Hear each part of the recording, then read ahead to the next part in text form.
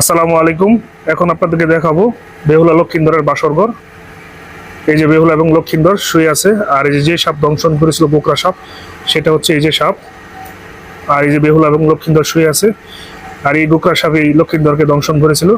এটা কিন্তু বগুড়ার মহাস্থান করে অবস্থিত না। বেহুলা বাসরঘরের মূল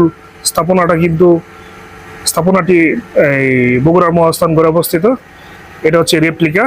এটা হচ্ছে নারায়ণগঞ্জে অবস্থিত। বেহুলা রাতে লক্ষিন্দরের লাশ, আর ওটা হচ্ছে মনসা মঙ্গল।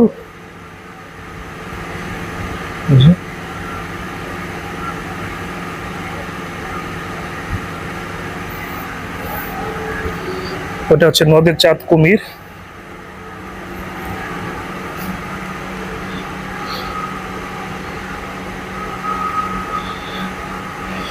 এটার কাহিনীটা পড়েছিলাম, এখন মনে নেই।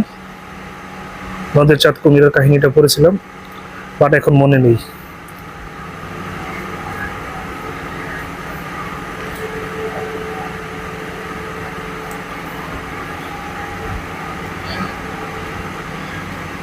এটা হচ্ছে সেই বেলা, যে বেলাতে লক্ষিন্দরের লাশ ভাসিয়ে দিয়েছিল বেহুলা। এই যে বেলাটা দেখা যাচ্ছে, আর এটা হচ্ছে সেই নদী।